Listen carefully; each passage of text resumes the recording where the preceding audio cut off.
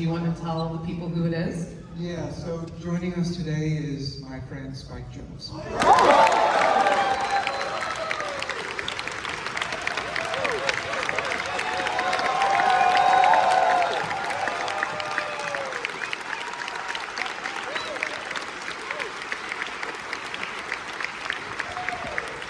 this is exciting. When was the last time you two were together to talk about this movie? It's been a long time. Yeah. Probably when it came out. Yeah. So like 22 years ago. Yeah, I didn't talk after it came out. It's kind of an uncomfortable situation. This is the first time we've talked in 22 years. Wow. Okay, so It turns out that he made me the character, and I didn't know that was going to happen. when did you find out? When you first saw the film? Yeah, opening night. At the premiere. Yeah, it was very embarrassing to me. Okay. Me and Nicholas got in a fight, actually. It was very uncomfortable. That was my question for you, actually. That was what I was going to ask you. So I've heard over the years that he's doing me, and I'm wondering if that was your direction. If that's even true. I can't remember.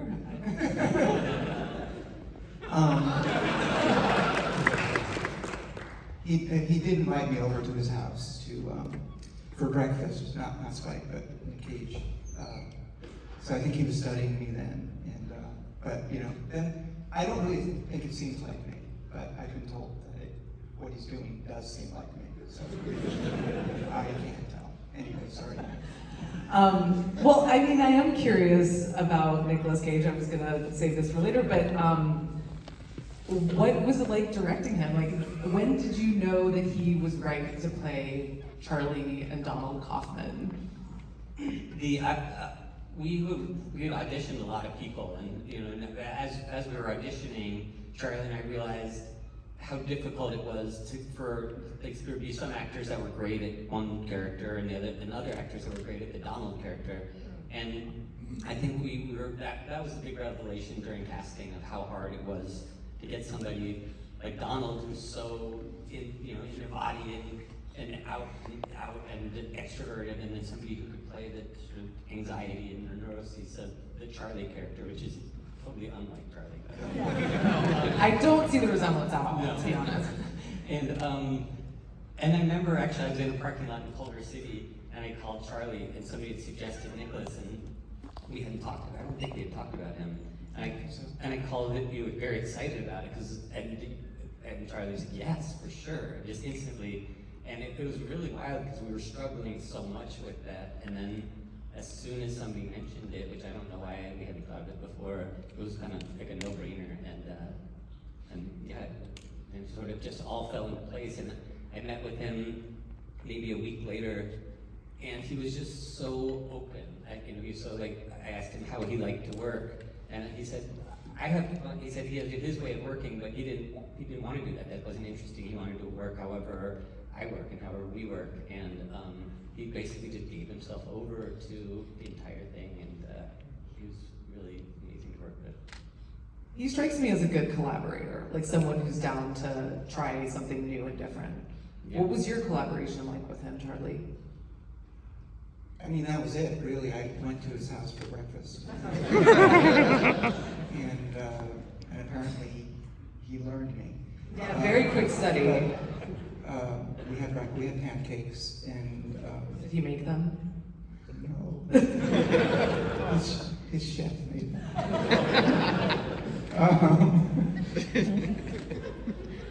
It's funny because I went there, and it was like a very big house, and I was really nervous, and I drove up, and it went this circular driveway thing, and I knocked on the door, and a British butler answered.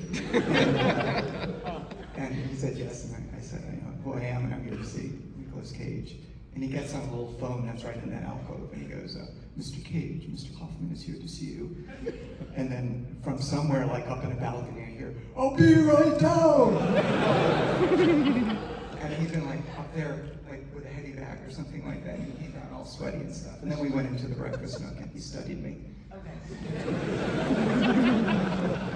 like under a lab, microscope. Yeah, I remember Spike asked if Casey, who's the costume designer, could look in my closet. And I said, no, he can't come into my closet. But then I wore this sort of in honor of, this is kind of how Nick dresses. He had his stylist do this for him this morning. Yeah, Casey did it. So to go back even further, Charlie, when were you hired to adapt The Orchid Thief, and when did you realize that this was going to be your approach into the material? You want years, or like which year, or like how long did it take? Because I couldn't tell you the year. How long? I can tell you the year. Oh, I'm glad you're here. You got the job in early 1998. And over that spring, you struggled really hard. It was about maybe 4 or 6 months of struggling. And then I would say around May, June, you kind of started to have this idea to write yourself into it. And then I think by July, you were like, okay, I'm going to do it. And you were shooting Malkovich at the time, is that right? That's what I remember. Yeah, oh, okay. So actually what happened was, it was long, maybe it was that short. I thought it was longer, but what happened was... It felt longer. It felt interminable. It really did. And that's the thing I want to say before I say what I'm going to say is that I was so depressed about not knowing how to do this script, and I was so worried about it. And that sort of gets lost in the movie because it's a movie, so you know what happened. You know, you're watching and you go, okay, well, they figured that out. But I thought it was like the end of my career, and my career just started because they were shooting Malkovich. So I was really worried, and then I had this idea, like, well, what if I write about the thing I'm worried about, which is that I don't know how to write this, and put myself in it. And it seemed like a really stupid idea because it's just a stupid idea, but also I wasn't well known or anything, and it seemed sort of like really presumptuous for me to make myself the star of a movie. That's about Susan Orlean. But I went to the set of being John Malkovich, and they were shooting the swamp scene at Warner Brothers, and I spoke to Spike, and I said, I have this kind of stupid idea, and so I want to give Spike credit, because Spike said, you have to do it, and so that's why I did it. So Spike is the reason. It's funny, but I thought we were on the set of the 7th half floor, sitting in that lobby where Mary Kay Place sat, in the little like front office. And I remember you telling me, I thought it was there that you told me, and you're probably right. I mean, you remember things better than I do. You know everything, but I do remember being so excited. I was like, that's incredible. Because I also do remember your anxiety over the months leading up to that. Yeah, it was terrible. And I didn't understand why you decided to adapt that book. I was confused. Why you took the job.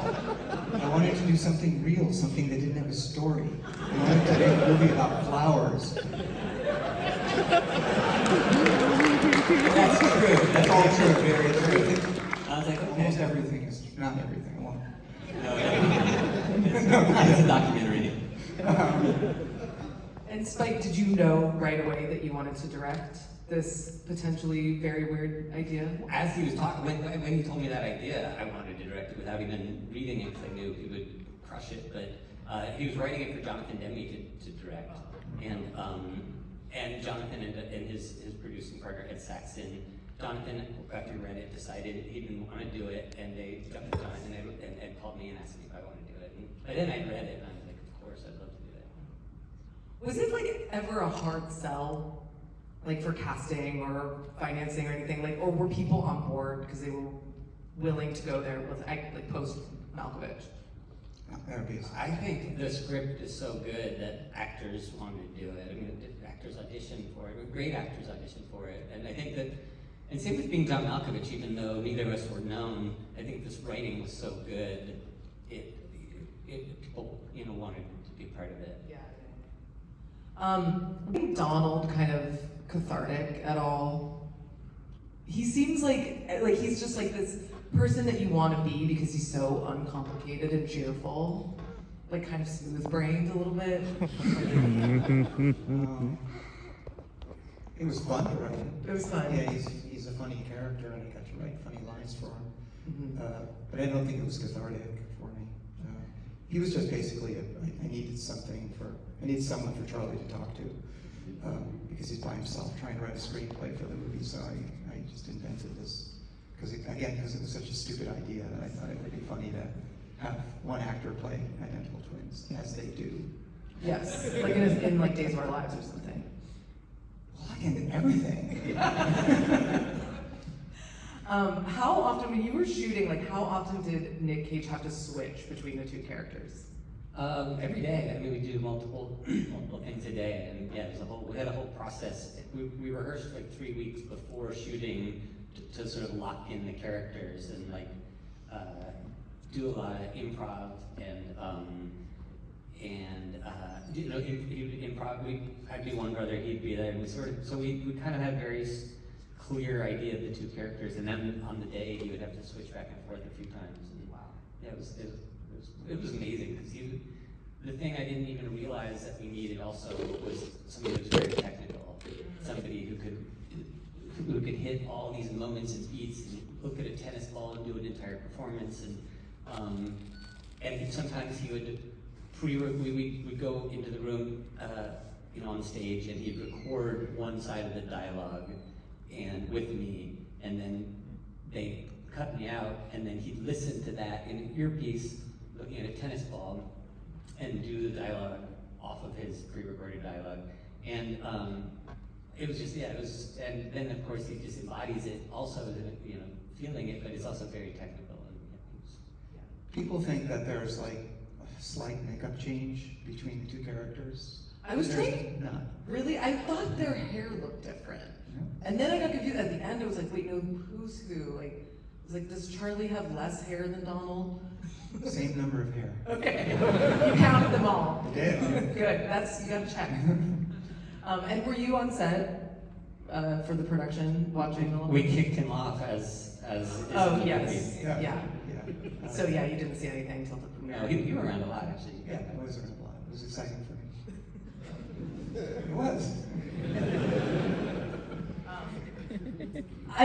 This film had such an amazing response. Like, it was nominated for all these Academy Awards, won Academy Awards. But like, were you at all surprised that people resonated with it so much, or was that not surprising?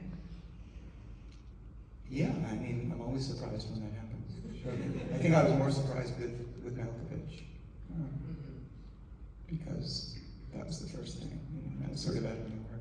Yeah, I mean, Hollywood loves movies about making movies, and this is definitely one that it feels very accurate. So it must have been sort of like funny or cathartic in some way to make a movie about Hollywood that like is kind of skewering this process a little bit. Yeah, I think it was fun. I think it was fun to do the Robert McKee stuff for me, and he was very, very nice. He was really nice and supportive of the project once he was made aware of it. Yeah, was that a process you had to go through? Yeah, we had to meet with him, and he said, "I'm okay with everything that makes fun of me. Don't want anything that makes fun of my students," and which I think he was correct about. I mean, whatever that was, I don't remember, but it was removed.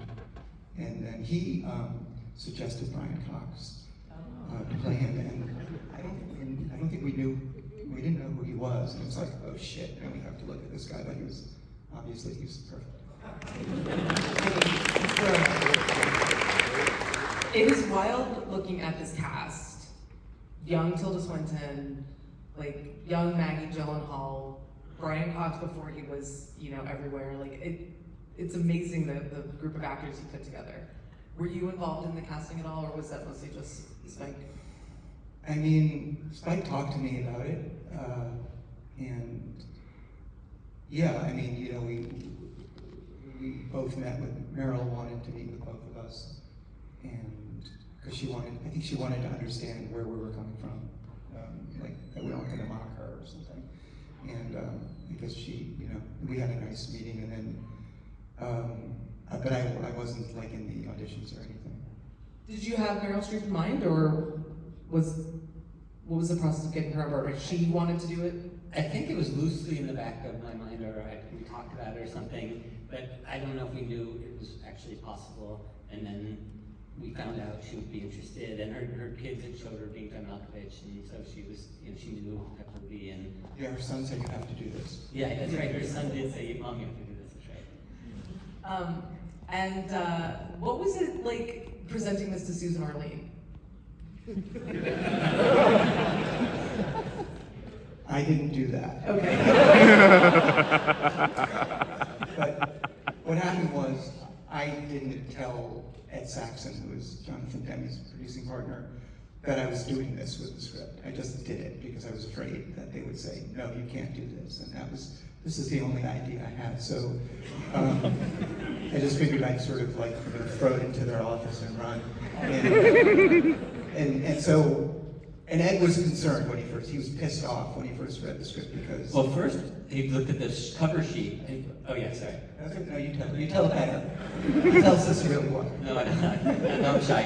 No, he just looked at it and he was pissed off because he thought I had sort of collaborated with somebody and I wasn't hired as a team. Because I put it on the cover of the thing that it was written by me and my brother. Or somebody with the same last name anyway. And so Ed, and then I think Ed liked it eventually once he realized that, it was a goof kind of. And then he contacted Susan, and I think she ended up liking it. And then there were a couple of things in the script that she also felt were too close to truth for her.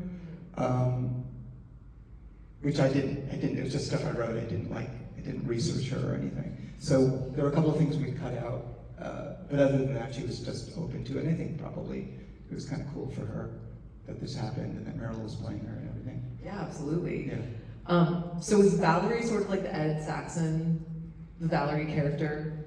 No, Valerie is Valerie Thomas. She was actually a producer in Jonathan Demme's company. Oh, wow. Yeah. Okay. No, it's pretty accurate. Yeah. Pretty much a documentary. That lunch between us happened. Really pretty close. They say write what you know. And I want to say this, which is kind of interesting, is that I sweat a lot, or I did sweat a lot when I would have these meetings because I was so nervous, and I put this thing in the film, and then it became very public, and it somehow stopped me from sweating. It's okay. I haven't figured out how to apply that to anything else in my life, or rather, I haven't had the courage to. But it's an interesting thing. No, it's terrible, and still terrible. But do you have any new strategies? No, I don't. I sort of sometimes remind myself, okay, this is how it goes, for me. But each time feels like it's never going to be resolved. Each time it's just awful for me. Is it that you don't know what to write that day, or you don't know what the whole thing should be? I think I need to know what the whole thing should be, and then I could maybe write it. But I can never figure out what it should be, or I have some idea, but I have no idea how to accomplish it.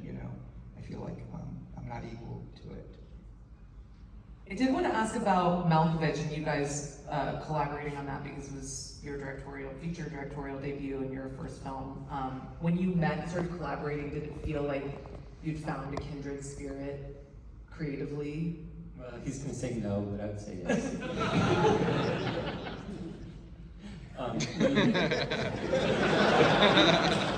I would say yes. Yeah, definitely. It did, yeah. I mean, it was great. And we would have these really, really long meetings at Spike's place where we'd go over the script from page 1 to page whatever to the end. And Spike would ask about everything. Like, if he didn't understand something, I would have to explain it. And if I couldn't explain it, we'd try to sort of figure out what it should be. And it was, yeah, it felt really good. He had very good questions. He's very astute. And did you do that similar process with the adaptation script as well? Yeah, I think so. Yeah. Because I came on after the first draft of being John Malkovich and after the first draft, so it was similar in that way. Spike, you had two notable films come out in 2002, this film and Jackass the movie. Were they in production at the same time? Well, what did we shoot? Jackass shot was much faster, so we, yeah, as we were editing adaptation, we were shooting Jackass, yeah. That must have been kind of an interesting experience to have both of those movies happening at the same time. Yeah, it was fun to go back and forth between the two. Right. Also, Catherine Keener is here with, yeah, Keener, where are you? And her son Clive.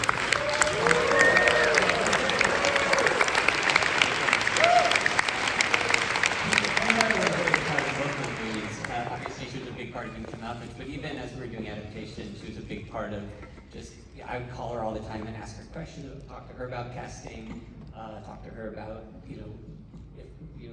things of the conversations I was having with the actors, and she was, come by the edit room. So Keener is a big part of our world. And she's in it. And she's in it. Yeah. She steals the movie. Yeah. Yes. That wasn't like footage from Malkovich. That set was reconstructed and for this movie with the cast from Malkovich. Yeah, at what point did you realize you wanted to speak to Malkovich and incorporate that as well? Was that in the first draft? I don't recall. I don't think it was. I don't think it was either. I don't know when that came up. This just seemed really funny. Yeah. And it was kind of my experience of being on the Malkovich set. Was that I was sort of standing in the corner a lot.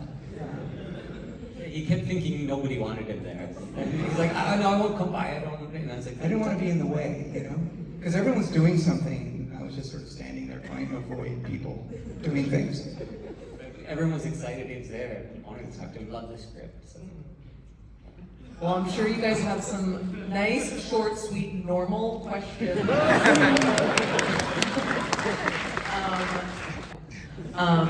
Right here, in the gray shirt, yeah. Hi. One of the many things that I like about your work is your exploration of existential themes. And I just wanted to know, would you call yourself an absurdist? And if so, where do you draw, which literary or philosophical works do you draw inspiration from? This is for me, yes. I don't really call myself anything, so I don't, I guess I read absurdist theater, absurdist plays, and I don't know where I draw my inspiration from. I don't know. Sorry. Yes, green shirt, yeah. It's sort of, Oh, wait for the mic, sorry. this is sort of in tandem with the last question. My question was a little similar, only in Synecdoche, Hazel is reading The Trial by Kafka, and where you follow Joseph K., whose court follows him, and he's telling Caden. So I imagined that the sort of psychological, lucid dreaming narcissism that happens with Kay was similar to that Synecdoche and a lot of your leads. So I just find it interesting that we're looking for sources, and maybe that just speaks to our own narcissism. I don't know.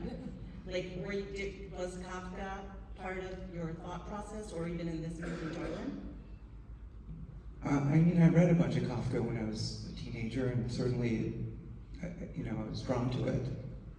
So I think it influenced me, and I think the sort of the dreaminess of it is the thing that I was most drawn to. The black shirt. Yes, you. Yeah. Hello. This is for Charlie. Sorry, Spike, I didn't expect you. I was curious. I was looking up in your process, especially with how you work with Robert McKee and how you were trying to figure out the whole logistics of the story, and then eventually how you incorporated yourself in the script. And I don't know why. I'm pretty sure you answered this question, but what was the very moment Donald was introduced in the script? Yeah, well, first of all, I didn't work with Robert McKee, just to clarify that. I took his class, but I did it for research purposes. I decided I wanted to put him in there, and I'd heard about his class, and so I went to his seminar, and I was undercover. As I sort of, I think maybe alluded to earlier, I was looking for someone for Charlie to interact with. Once I decided he was going to be one of the main characters, but he's sitting in his room by himself, unable to write, I decided that I would create this identical twin brother, ne'er-do-well brother, and once I did that, and once I had the dynamic between them, it started to, be very easy to write. And then at that point, I thought, oh, what if Donald decides that he's going to be a screenwriter, but it's really easy for him, and he does everything, in the way that Charlie despises. He takes McKee and he talks about genre, and he uses buzzwords and all of that, and that was a really cool thing for me because it gave Charlie something to react to. And then I thought, and what if he's successful, and what if then he offers Charlie help, and Charlie eventually decides that he needs it, and then the movie shifts into this other movie. And so, in other words, he was an idea at first that I just needed first to have someone for Charlie to talk to, but it kind of opened up this whole other plot and storytelling, way of storytelling. Yeah, oh, sorry, everyone. Oh, hey, I know you. Thank you, Katie. Real quick, I don't recall prior to adaptation being able to walk into a bookstore and buy a screenplay published officially. I'm just curious whether either of you noticed some sort of surge in interest in screenwriting as a profession or as a vocation following the film? No, I think that, certainly McKee and Sid Field and all of those people had books out about how to write screenplays way, way before this movie. And there were published screenplays way before this movie as well. Sorry, again, I'm making you run. Hi, I'm a big fan of the music video director to film director pipeline, and I was wondering if there are other music video directors turned film directors that you really admire, if there's any talent today that you're really excited about? Yeah, I mean, in terms like, there's Michel Gondry, the people that were, I was around in the 90s making music videos with Michel Gondry, and there was Mark Romanek, and there was David Fincher, and, maybe then even now it's like Hiro Murai and the Daniels, and I think it continues to, I remember seeing the Daniels music videos and being really excited for them to do their first movie, and so I think it certainly for me was my film school in a lot of ways, and was an amazing, world to get to be in. Charlie, did you know Spike's videos and work before Malkovich? No. I didn't. So this script that Malkovich had been kicking around for a few years, and I was working in New York, and I got a call that Spike Jonze was interested in talking to me about this movie, and I looked him up online, and I found, because I spelled it Jones, I guess, I found the son of the band leader, Spike Jonze, who was a producer and had directed some stuff, but it was like some weird television award show stuff that he directed, and it was like, oh, okay. I was sort of desperate to get into this business that it was like, okay, and then I learned it was this other Spike Jonze, and I started to look at his videos, which are just, extraordinary. So I was very excited. Okay, final question, who's it? Okay. Before the final question, Oh, yeah. I was thinking about two things I wanted to say. Yes, please. One, which is what Charlie was talking about when we first sat down and started working on the script and going through it page by page and asking questions. I just remember the thing, because I always think about things that I learned so much from Charlie, because I didn't know how to write. I didn't know, really how to even think about writing. But I think the one thing I remember you always talked about was think what is honest and what is dishonest. And I remember thinking about it literally, realizing I was thinking about it the wrong way. I was thinking about it literally, and he was so passionate about it, about things that he felt like movies that were dishonest, that were not, they were trying to, and he has an amazing BAFTA speech. Who's seen his BAFTA speech? Yeah, anybody that hasn't, go home and watch it. It's like, Or watch it now. yeah, watch it. Or take your phones out. Yeah. But I don't know, I think such a big part of who he is his honesty. And even in interviews, he can't be dishonest. And his work is, he talks about it in the BAFTA, that you're either saying what's true or you're selling something. And if you're trying to sell something, you can't be saying what's true. And I just think, I don't know, I found I was very young, and it was, I don't know. And I was old. You were smarter though, and went to college.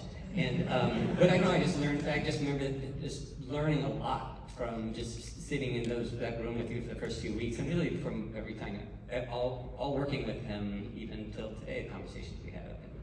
Wait, was there a second thing you wanted to say? No, this BAFTA was the second thing. But I'm sure you learned some directing tips from Spike. I don't No. I'm sure I did. But I'm trying to think like if there's anything specific. I wasn't prepared for this. To sort of I think Spike had this in his pocket. I learned a lot from Spike, and I think he's a great actor's director and obviously visual director. But I don't have a specific story to tell, so shit. I know there are a lot of questions, but we do have to wrap because Malkovich is coming up soon. So we do have to, I'm so sorry we couldn't get to all the questions, but thank you so much for being here, Spike. We